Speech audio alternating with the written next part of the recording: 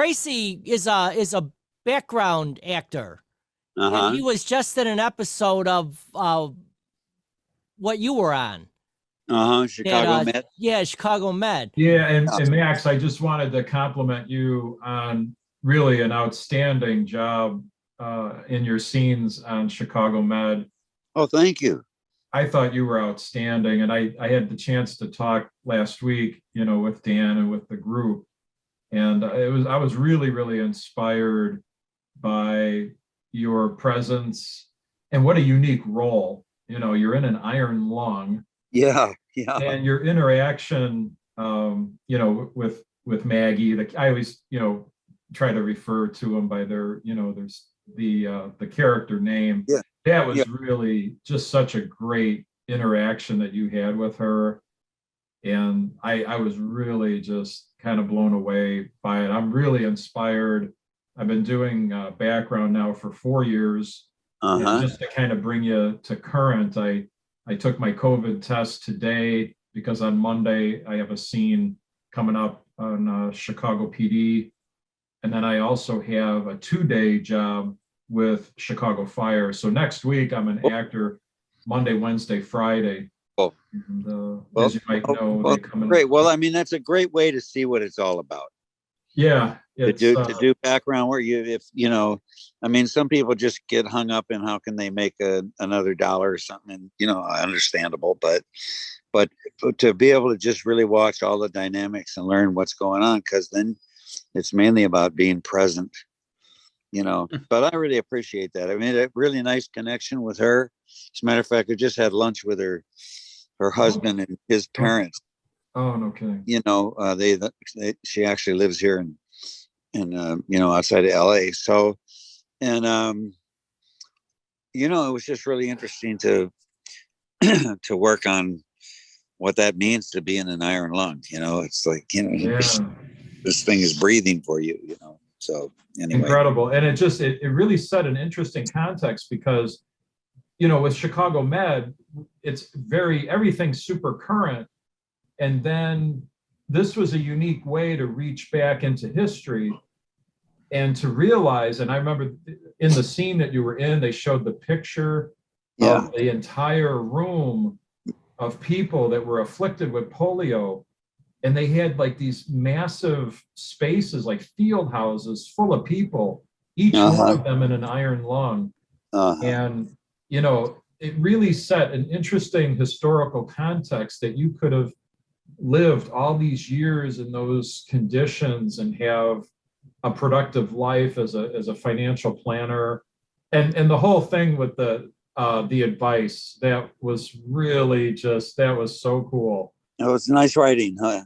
It was very well written. Mm-hmm. Whoever wrote, and I don't know if you can divulge but the writing in those scenes were it was on another level. I mean, I'm a fan of Chicago Med. I think it's a great show. It keeps my interest. It keeps my wife's interest. We enjoy it. We naturally enjoy it. It was the first job opportunity I ever had back on January 3rd of 2018. And it was a scene with Maggie called Lock It Down. She was running through the football, telling everybody, you got to lock it down. They had a baby that was kidnapped, and that was the scene. So she was like one of the first people that I ever worked with, and it was really cool. But your scene was just outstanding. She's a force of nature. Yeah, it's so nice that you have that friendship. Max, did you film that in LA, or do they have it? Did you come to Chicago? No, everything is that's a Chicago show. I was there. I just couldn't find any. I got to see Jim Lou a bit, but it was mostly get there and do it. Well, I had a feeling that's what it was. So you shot here. I really had the impression that they came out to you. No. Okay. But they had a location. They most of their show is on the lot, I guess. But they get out for location once in a while, and it was there was a penthouse that had the whole floor. Okay, so you were on location for the scene. So this guy did pretty well. That's so cool. Anyway, it was a good experience to Well, first of all, it was just nice to have. I had 2 gigs come up right at the beginning of the year. Oh, good for you. Very It's helpful. been tough. Keeping the wolf out by the mailbox. But It's been tough. I've only had a few opportunities to work, and this next week coming up is huge for me. Absolutely. Yeah. So what is it you're doing? What is your? So the role that I have on Monday, they're shooting a scene at a country club. So it's an upscale look, and it'll be a sport coat, slacks, it'll be a very upscale look as a country club goer patron. And then for the first time on Chicago Fire, I'm actually going to be Chicago Police. I've never had that specific role. I've been a state trooper on Chicago PD. But on Fire, they actually have me as Chicago Police. Cool. And that'll be a 2-day gig. Cool. Yeah. Nice. Yeah. Looking forward to it. Obviously not a speaking role. The closest I've came to speaking, believe it or not, the 5th time I ever worked as an actor, I had a scene in the season finale, season 5 of Chicago PD. And I'll never forget it because I was in a scene where we were working for an hour to try to get the choreography to figure it out, that I would be a doctor coming through the doors of the OR, blocking Sergeant Hank Voigt from coming into the OR. Because Alan Olinsky is on the gurney. He's about to bleed out. He needs emergency surgery. So Voight's like wanting to go in there, and we're holding him back. We couldn't get the choreography figured out. And Eric LaSalle looked it over and he just said, you just have the guard block them. And then the PA told me to go relax. I thought I had blown it. I thought I'll never work again. I'm pacing the floor. I'm in a panic. The same PA comes running out a couple of minutes later. He says, hey, hurry. You got to get in here. You're going to have dialogue with Voight. You got to get in here. So I have dialogue with Voight on camera, but you don't hear us. You just hear the dramatic music playing as we're talking to each other. And he's like, what's going on with Olinsky? And I'm like, it's really iffy right now. I'm like humming. And I was literally so green. I'm like Ralph Cramden. I'm like, But you see him and I talking, and it was just so amazing because he's like, you gotta let me know as soon as you find out anything. Oh, okay, I will, And that was the scene. That's what got on camera. And it was incredible. What an experience. I have to tell you, man, just sitting here, listen, but just engaging with you here, don't you let anything get in your way of thinking that you couldn't do anything on any of those shows, because you got a real understanding of what it's all about, and you got a wonderful, thank you. Range of aliveness in you, and also I really appreciate it. Yeah. It means a lot. It really means a lot. Yeah. Because there's a whole lot there that kind of this, if you're this, you get this attention, you get, because they're necessary for people to do the whole thing together with their different roles to play and stuff, so right. There can be a lot, but at the same time, just stay in touch with what I'm seeing right here. And I hope something really unfolds with it. I bet it will.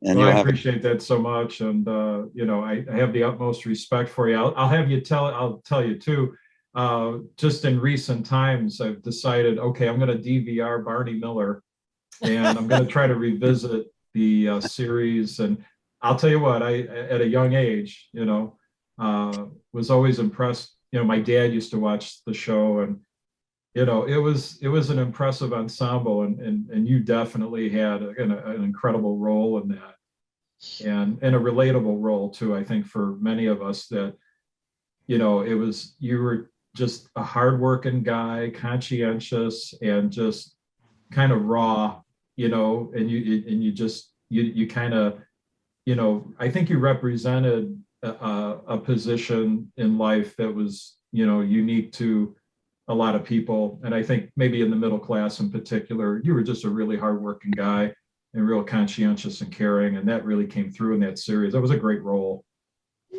Yeah, we had a good thing going all around. It was a great, more appreciative as I've grown older. I bet. But we knew we had a good thing with each other and stuff. And it was fun to be able to find laughs in times that weren't so funny. Yeah. Those were kind of tough like where we times. are today, you know. You know, it's amazing the things that are going on now sort of parallel where the heck we were 40, 45 years ago. It's like Yogi Berra would say, it's deja vu all over again. Yeah. You know? Yeah. Hard to believe. That is yes, because it seemed like we were you know, it seemed like we'd kind of figured it out in the species to get in a good direction, and we might actually get it.